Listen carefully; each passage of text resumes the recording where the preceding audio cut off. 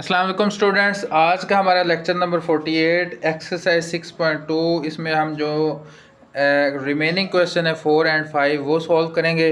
Question की तरफ बढ़ने से पहले ये कुछ रिज़ल्ट हैं, इंपॉर्टेंट रिज़ल्ट आपकी बुक में लिखे हुए हैं। बुक का जो पेज नंबर है आपका 106, ये पेज 106 पे लिखे हुए हैं। ठीक है, इनको आप याद कर सकते हैं 106 पे। अब ये याद करने कि साइन 90 माइनस थीटा हो तो कॉस थीटा में चेंज हो जाएगा। इसी तरह से कॉस साइन में चेंज होता है, टेन कॉट में, कॉट टेन में, सीकन कॉस सीकन में और कॉस सीकन सीकन में चेंज हो जाता है। कब? जब 90 में से एंगल माइनस होता है। ठीक है, ये कैसे होता है ये मैं आपको थोड़ा सा इसका हिंट देता हूँ। जैसे ये आपके सामने ट्राइंगल है, अगर यहाँ पे मैं थीटा लेता हूँ ये वाला, तो इसका सामने वाला ये है ना अमूद, ऐसे ही है ना, आपको समझ आ गया। अगर मैं 90 माइनस थीटा यानी कि ये इसकी बजाय अब ये ले लेता हूँ तो ये अमूद चेंज हो जाता है। जब अमूद चेंज हो जाता है तो वैल्यू चेंज हो जाती। आपको पता है इसकी बजाय मैं अगर लूँ तो ये अमूद ये ओवर ये होगा, और अगर मैं एंगल ये कर देता हूँ तो ये ओवर ये हो जाएगा। ठीक है, वो वैल्यू चेंज हो जाती साइन। इसीलिए कॉस में कॉस साइन में, टेन कॉट में कॉट टेन में, सीकन कॉस सीकन में और कॉस सीकन सीकन में चेंज हो जाते हैं जी। तो क्वेश्चन नंबर 4 है आपके पास, साइन 30 साइन 90 माइनस 60, तो ये क्या हो जाएगा? अब साइन की बजाय किस में चेंज होना है? कॉस ये वाला एंगल, हम थीटा लिखते थे तो थीटा की बजाय यहाँ पे 60 है तो क्या लिखेंगे? 60। इस तरह साइन की बजाय क्या लिखेंगे? कॉस की बजाय साइन 60। इस तरह टेन की बजाय कॉट 60।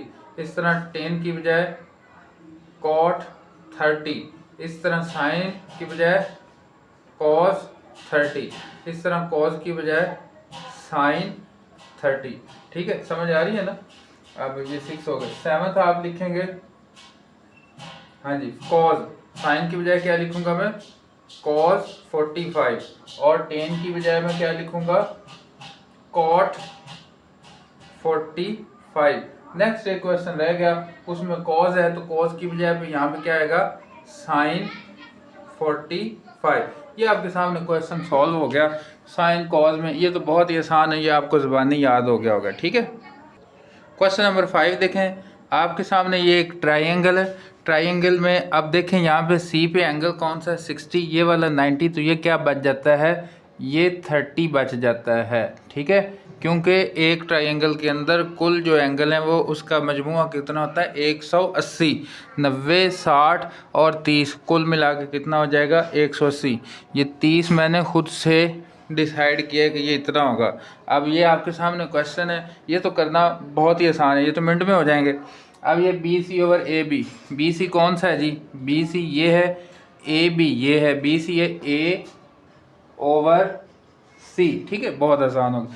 कॉस 60, जब कॉस है कॉस के अकॉर्डिंग मैंने लेना है तो अमूद मेरा ये हो गया। ठीक है, कॉस के अकॉर्डिंग अमूद ये है और कायदा ये है और वतर ये। कॉस क्या होता है? कायदा बटा वतर, ए ओवर बी। ठीक है, टेन टेन अब होता है अमूद बटा कायदा, तो सी ओवर ए हो गया। अब सीकन ये पाई बाई 3 कितना होता है? अब पाई की वैल्यू होती है, इसको कैलकुलेट करते हैं, 180/3 डिवाइड करो, 6 3 18, तो ये 60 बनता है। ठीक है, अब पाई कोसिकन 60 है, बात समझ आ गई कि नहीं? ये कितना है? कोसिकन 60। इसको मैं ज़रा यहाँ पे आपको लिख देता हूँ, ये है जी कोसिकन 60। इसका मतलब क्या है? हमें कोसिकन की बजाय cos 60 फाइंड करना पड़ेगा, सॉरी साइन 60, कॉस नहीं, साइन 60। तो साइन 60 में क्या होता है? अमूद बटा वतर सी ओवर बी, तो इसका उल्ट करते हैं बी ओवर सी। हाँ जी, ये क्या बनेगा? बी ओवर सी। समझ आ गया? अब कॉट, कॉट की बजाय मुझे क्या करना पड़ेगा? टेन, टेन सी ओवर ए है तो कॉट क्या हो गया? ए ओवर सी। इसी तरह अब आगे बारी जी साइन की। अब जब साइन की बारी आ जाती है तो जल्दी से इसको देखें, तो ये सारा सिनेरियो चेंज हो जाता है। ठीक है, ये 30 के अकॉर्डिंग ये बन जाता है। अब ये अमूद नहीं रहा, अमूद मेरा ये हो गया और कायदा ये चेंज हो गया ना। अब साइन 30 अमूद बटा वतर ए ओवर बी। ठीक है, ये क्या बन गया? ए ओवर बी। कॉज कॉस क्या होता है, कॉ कायदा बटा वतर सी ओवर बी। अब पाई बाई 6 कितना होता है, 30 होता है, 10। अब ठीक है, अमूल बटा कायदा ए ओवर सी। ठीक है, अब सीकन, सीकन क्या होता है जी, हाँ जी बिल्कुल कॉस का उल्ट होता है। ठीक है, तो सी ओवर बी है तो ये मैं क्या लिखूंगा, बी ओवर सी। कॉट किसका उल्ट है जी, इसका उल्ट है। ए ओवर सी है तो मैं क्या लिखूंगा, सी ओवर ए। तो ये सारा आपके सामने ये हो गया। तो बिल्कुल आपको ये समझ आ गया होगा। सिर्फ और सिर्फ इसमें एक ही बात है, एंगल देखना है, एंगल के अकॉर्डिंग हमने अमूद कायदा और वतर डिसाइड करना है। जो एंगल है जिसके अकॉर्डिंग फाइंड करना उसके सामने वाला अमूद है। बाकी आपको पता चल गया। उम्मीद करता हूँ ये लेक्चर आपको अच्छे से समझ में आ गया होगा। दोस्तों के साथ शेयर करना, लाइक करना मत भूलें। मिलते हैं नेक्स्ट वीडियो में, तब तक के लिए अल्लाह हाफिज़।